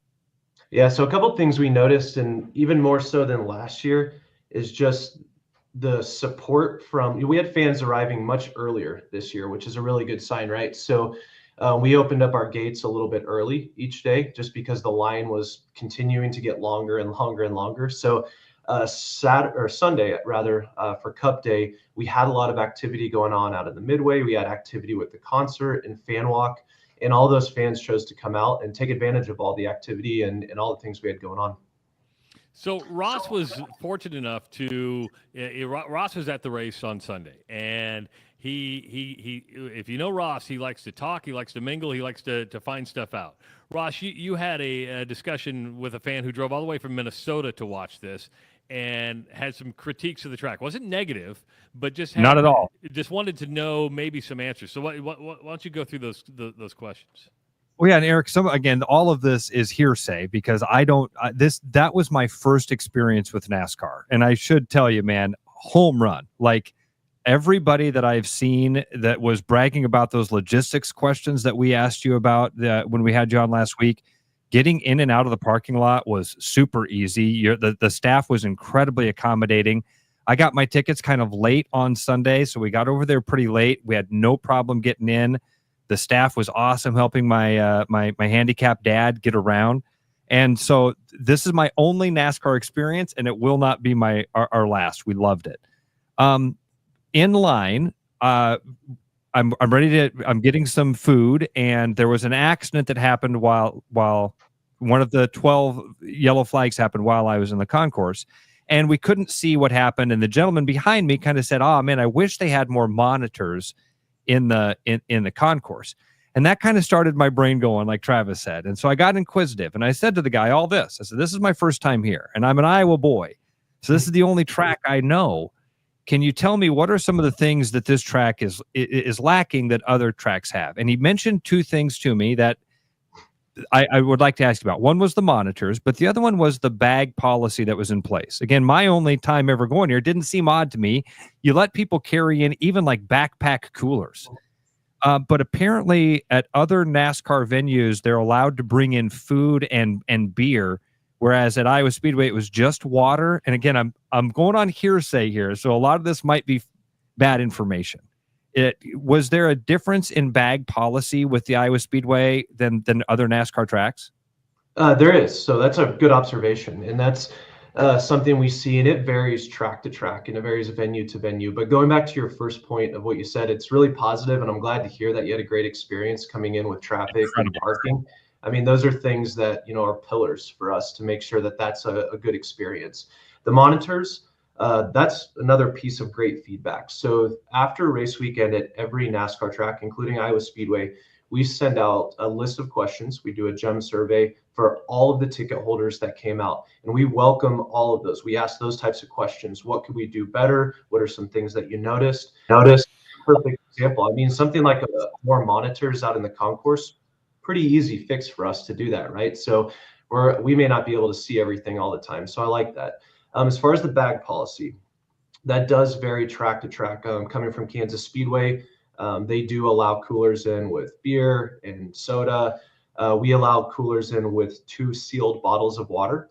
And it really varies track to track and state to state based on laws and based on liquor laws as well, right? So we don't want to get in a situation where we're breaking any liquor laws, as you guys can imagine. That gets you in trouble really, really fast. So great observation. But what we'll do is a day like, it depends on weather too. So if we notice it's going to be a little bit of a hotter day, the temperature is going to be higher, we make a little more leniency on folks bringing in water to the track. So we also allow cups and Yeti cups and things like that to come through the gates. We have various water filling stations throughout the facility. So great observation. I would say that even by bringing a cooler in and your water, that's a lot more lax than most other arenas that you would go to, right? And I never thought about the state laws. Think about it, Ross. Where did NASCAR really get its hold? It was in the South, right? So I could see where in the South that it was pretty common to bring in your own beer, and that kind of like, hey, because they would still spend money. But I never thought of the state laws, and that makes a lot of sense, Eric. Yeah, and one thing we do also to assist with our fans is we allow fans to go in and out of the gates. Again, that's pretty unusual for a venue, right? So you bring in your cooler, you're buying some, we work with our concession partner too, just to have good prices on all of the food and beverage. But if you want to go back out to your tailgate and have a couple drinks, whether that's a couple Coca-Colas or a couple Busch Lights, right? So we do allow that. We stamp your hand, and you can come in and out as often as you like. All right, so we talked about the highs and the things that you guys came away from your meeting yesterday as like your wins. What were your takeaways of things that you could have improved on, or things that you wished you had done better? Were there some lows from the weekend? I honestly haven't seen a whole lot so far. We've had a really overwhelmingly positive response, both from the fans. And look, I spend a lot of time, as much as I can, when I'm not running around, out with the fans, out in the merchandise haulers, out in the midway, just asking them questions. How do you feel? Is this your first time here? How many other racetracks have you been to? What can we do better? Really haven't heard a lot yet, so that's a pretty good sign. And like I said, we'll do those gem surveys and welcome that feedback. But even just, I think overall, when you have the weather the way that it was, that really does put a positive feel and a positive vibe as people are leaving the facility. And if you get out after a nice sunny 80-degree day, you don't have traffic problems, you kind of tend to forget if you happen to wait in line for a bathroom for a couple more minutes than you wanted to. So that's a pretty good sign so far. All right, so let's go to that. Go ahead, Trav. Well, I was going to say NASCAR owns the track, which is has been, I think, a good thing. What has been the feedback from NASCAR, and what was some of the feedback from the drivers? Yeah, positive feedback from the drivers. You guys know that we did the partial repave last year prior to the 2024 race. That's now had a year to settle in. And look, we work with competition really closely each night after every race to do a track walk, a full surface inspection, and a full crash wall inspection from a safety perspective, and then from a competition perspective. And that ensures that the track surface is ready for the best racing. So far, so good. I know William Byron's probably pretty happy coming out of that, especially running out of fuel during the burnout, right? So you want to talk about a crew that's really dialed in. That was pretty positive as well. Okay, so then you mentioned the end of the race. There was a little bit of confusion at the end of the race about an announcement for next year. Do we know anything concrete right now about the future of NASCAR at the Iowa Speedway? So nothing concrete. So NASCAR's schedule comes out usually mid-September or early October at the very latest. So we don't have a date set for 2026, but we have quite a few campers. We have quite a few fans that have already renewed their tickets for next year. So as we're looking at the sold out crowd on Saturday and a near sellout on Sunday and a near sellout on Saturday, it's a pretty good indicator that the future looks pretty bright. All right, Eric. So let's talk about one of those things that also got brought up in that conversation with that NASCAR fan who was his first time at the Iowa Speedway, and that is capacity, because selling out is awesome. And the way that looked was just amazing. I kept taking photos of the crowd because I hope that I was proud of it. As just an Iowa guy, I was like, this is freaking awesome. How cool this looks. The capacity at the racetrack is around 30,000. Is that right? How many folks were there on Sunday? Yeah, so our grandstands hold 25,000, but then in addition to that, you have all of our suite holders that are on top of there. So there's another couple thousand. And then we have hospitality in turn one, plus all of our camping. So yeah, between 30 and 40,000, just depending on how many credentialed folks are out there as well. Where does that compare to other NASCAR tracks? Like, I mean, a sellout is great. 30,000 people to 40,000 people, and that's amazing. Does that allow you to actually be competitive in that world? I mean, is that something you can brag about in that NASCAR world? Yeah, I think so. I mean, tracks vary on their capacity based on size, right? So the Daytona 500 and Daytona International Speedway holds 101,000 people in the grandstands, but that's a 2.5-mile track, right? So here's the way that we look at that. And I get this question a lot on adding capacity to the grandstands. Because of the size of our facility, it's sometimes not the best idea to add more seating, because we're not going to be able to offer a good experience when it comes to parking, to traffic, concession lines. There's really a domino effect if we continue to add seating. And the last thing we want to do is add seats just to add seats. If we're having fans come out, if we were to add, just throw a number, 15,000 seats and sell them out, I mean, that's great. But how does that affect your experience while you're out here? Our venue is only so large, right? So, and if we don't have the ability to add more of those types of fan amenities, every decision we make is based on how it's going to affect our fans. We think sometimes that may not be the best decision for the experience. But he asked a good question: is seating wise, is Iowa Speedway the smallest on the NASCAR circuit? And what does Kansas seat? I know you spent some time at Kansas Speed. What does Kansas seat?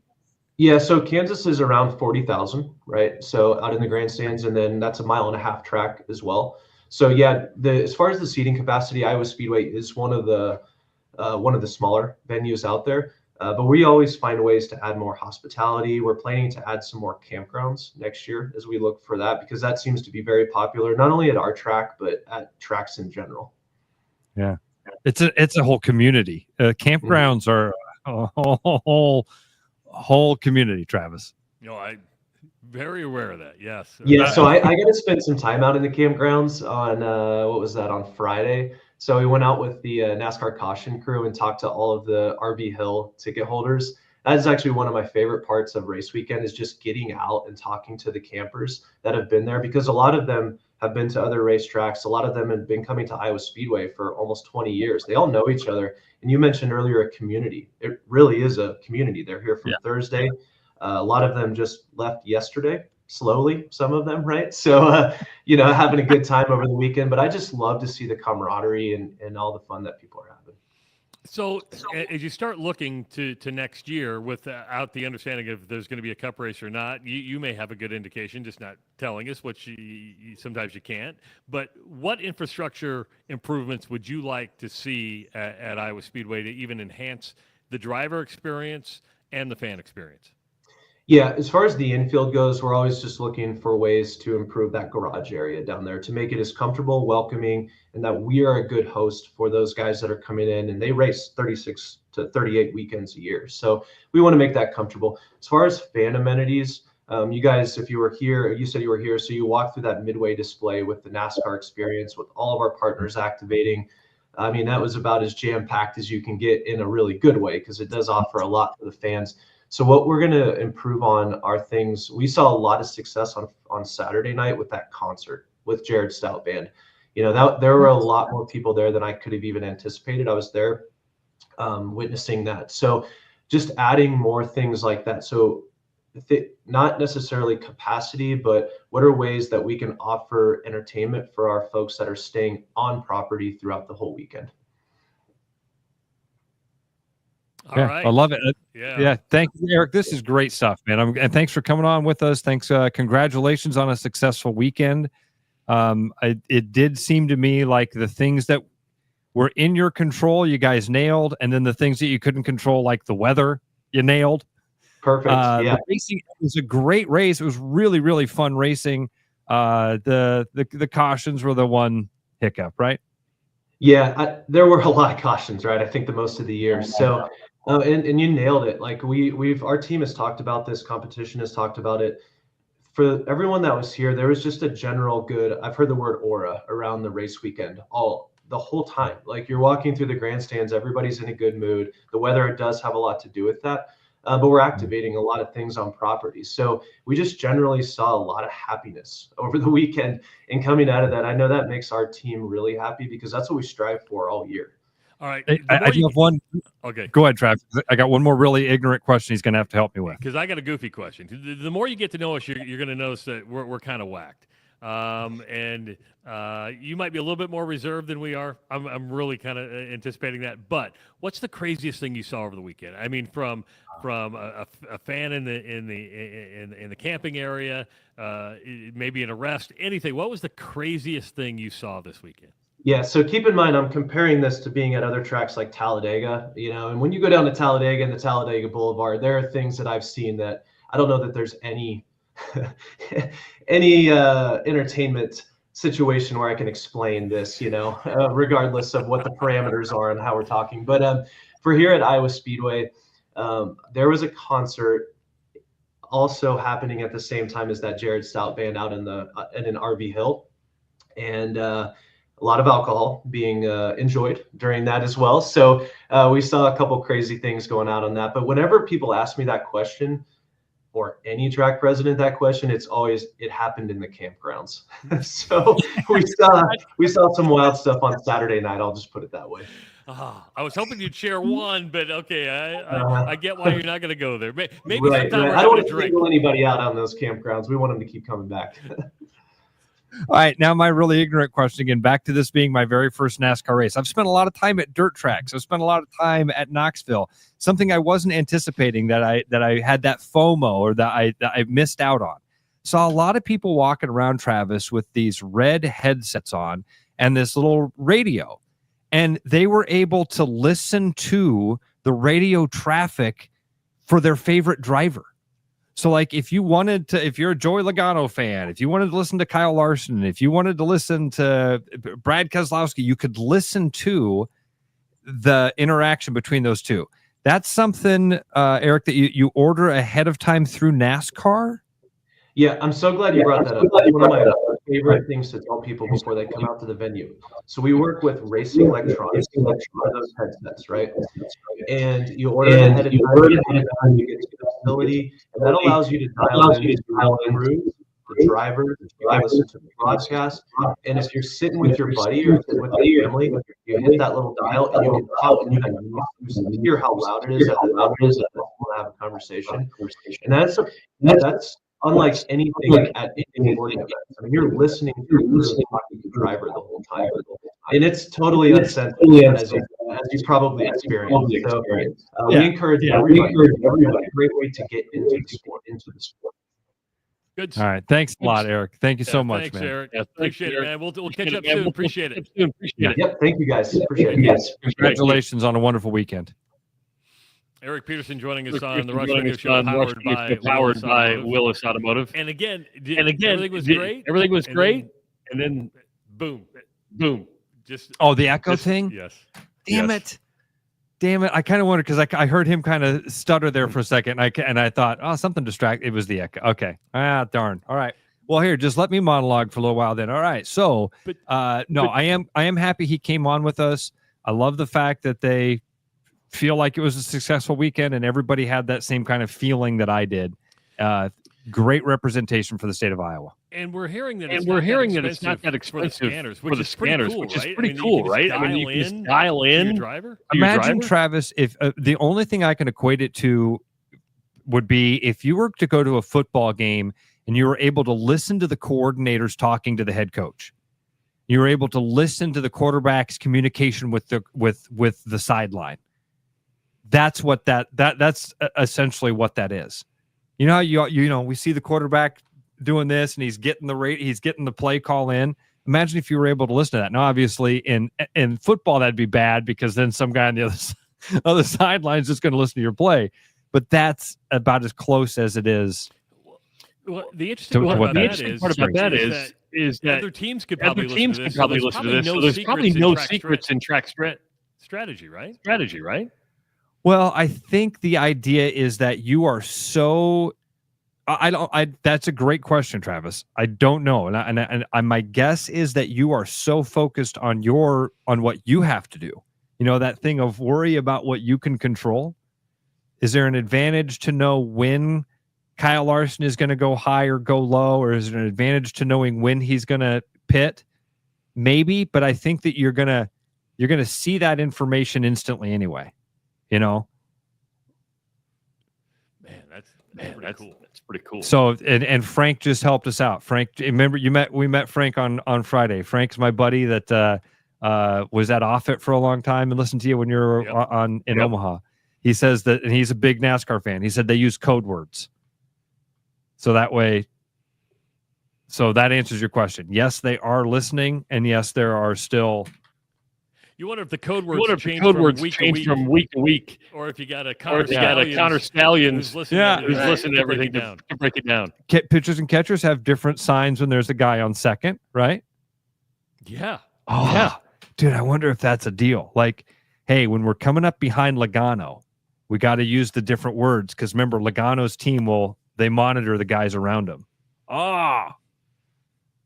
NASCAR. I got a busy day today. Ross. She gets to go home today. Good for you, buddy. Good for you. So, are you going to go? Are you going home? Or are you going to stay at the La Quinta? Yeah, we're at the La Quinta through Thursday morning. Then we're going to drive to Des Moines. Spend the night in Des Moines on Thursday night. Do the show at JR Southport Ranch on Friday morning. Go to Central City Liquors right after that. Sign a bunch of bottles, and then go to Willis.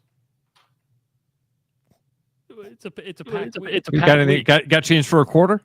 Well, I've set up an office here, so I've been able to work because I didn't take PTO, so I'm actually working. So I was down in the commissary yesterday, and I worked for like 4 hours down in the commissary just doing a bunch of stuff for work because I'm like, okay, I'm not going to take time off because I got time off coming up later on. So now it's just like, okay, I'll set up office. And what's funny? I'm not a big fan of remote work because I like being around people. I like being around my team. Yeah. It's amazing how much you can get done when you're not in the office. When you focus in. It's crazy. It's funny that remote work thing is really good for some and really bad for others. And Travis, I benefit from both. I like being around people, but I'm also a time suck. Well, when I'm around, we're going to have a conversation about, why shoelaces, something stupid. I can see where it works for me like once every month or once every. If I did it every day, I would get in a routine to where I wouldn't be as productive. But when you're dialed in, you're like, okay, I'm going to be productive here because people know that I'm gone. They're going to think I'm not doing anything, so I've got to prove that I'm actually working. If I had to do that every day, I'd be like, I don't know. I'll find something else to do. All right, so I'm having a big dad day today. Okay, let me tell you what's happening in my big dad day world. It's not take a grandbaby home for the first time, but I'm going to take Audrey and we're going to go to Makokata Caves today. Okay, so you're going clear east, right? Clear east. Going to go over to Makokata, going to hike the trails, and then I plan on coming back. So I apologize. Jay is always one of our listeners. Jay is always like, hey, if you're headed to Makokata, let me know. You can drive the Jeep around. I don't have time today, Jay, but we will do that sometime. So anyway, here's the big day. I got some yard work, some pretty hefty yard work that needs to be done.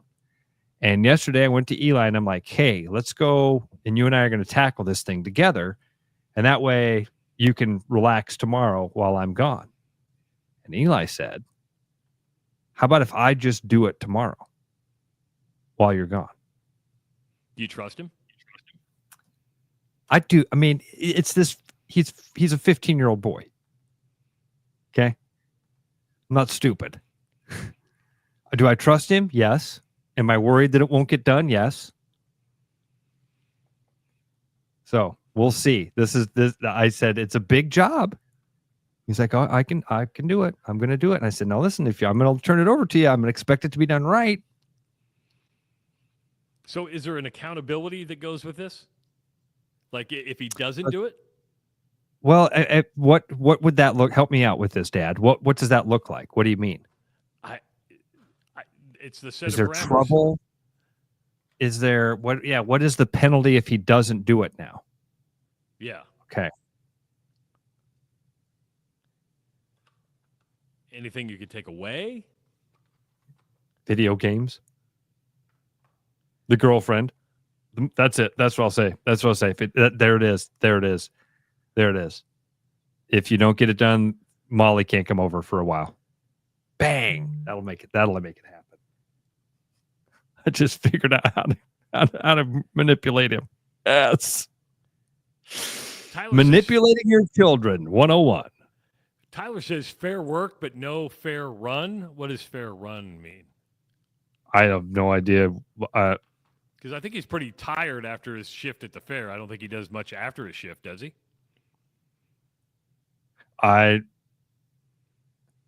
Fair work, but no fair fun. Okay, fair fun. Okay, I get it. I get it now. That makes a lot of sense. So yeah, gonna be a fun day. It's gonna be some windshield time, but then a lot of Eastern Iowa exploring happening today too. I've never been to Makokata Caves. I've never been there. You've said many good things about it. I've never been there. It's one of those places that I'd like to see, but I haven't done it yet. You've been there a couple times, right? Yeah, this will be 4 or 5, something like that.